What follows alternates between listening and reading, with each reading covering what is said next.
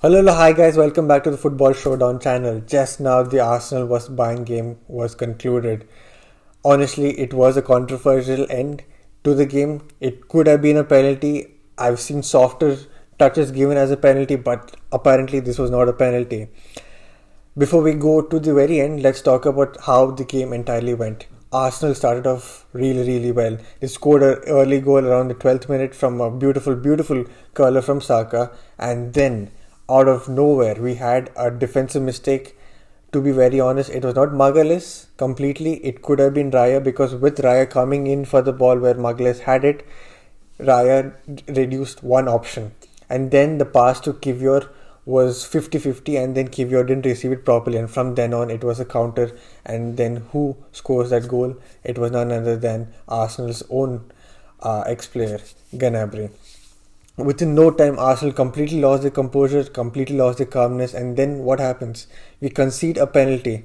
Now that was a soft touch. Now that was given as a penalty.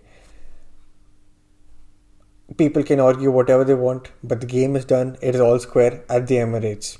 Halftime 2-1 to Bayern. What happens next? Arsenal need to make quick changes. Arteta needs to be the one to make crucial changes.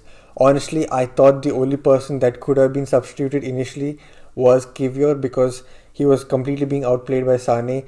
Bayern were attacking only on the right side because Kivior was the weak link in their Arsenal defense. Also, speaking of weak links, Arsenal's complete left side with Martinelli starting there didn't look like an option. The moment the second half started, Arteta made a crucial change to Zinchenko coming on for Kivior. Initially, in my opinion, I thought the first substitution should have been Tomiyasu, not Zinchenko, but obviously I'm a player and he's a manager for a reason. And you could completely see how the left side was unlocked the moment Zinchenko came on. But also for the fact that Martinelli started instead of Jesus itself was a eyebrow raiser, because in my opinion Jesus has to start a Champions League game. Jesus is Mr. UCL. He is for a reason the player who does really well in the UCL. And what happens the moment Jesus comes on? Arsenal unlock a completely different side of their attack. He gets involved in the play, he gets involved in the press, he gets involved uh, in the way that we even attack. The moment he gets the ball, people were yelling, why is he always faking, why is he always doing his skill moves? But today he was honestly very crucial in making sure that he gets the ball, does a bunch of dummies, brings in that Brazilian flair, and gets involved in that goal by assisting to Trossard. Now, Trossard being the most clinical player today, he scored an amazing equalizer for Arsenal. But apart from the equalizer, Trossard honestly had a very okayish game. There were moments where Arsenal could have gone into attack, but his touch let him down. Arsenal could have had control in the dying minutes, but Trossard lost the ball again. So Trossard, apart from the goal, didn't do much or didn't contribute that much with his gameplay. Now, talking about the last minute, where it looked like an Arsenal penalty. Lesser or softer touches have been given as penalty. Now Saka got into that place. He cut in. No, he didn't cut. Sorry, he went to the left, and then Neuer's leg was there.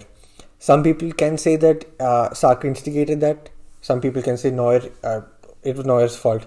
As an Arsenal fan, I think it was a penalty, because I've seen, or we all the Arsenal fans have seen how cruel VAR or penalties were given against Arsenal. The softest of touches, or even sometimes there was no touching yet penalties were given against Arsenal. So today, I felt it was a controversial end to the game where a penalty should have been given to the Arsenal.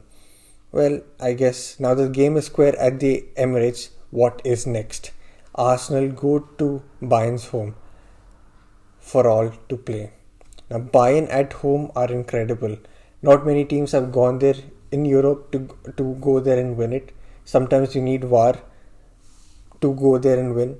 Sometimes you don't need even VAR to go there and win if you're Real Madrid.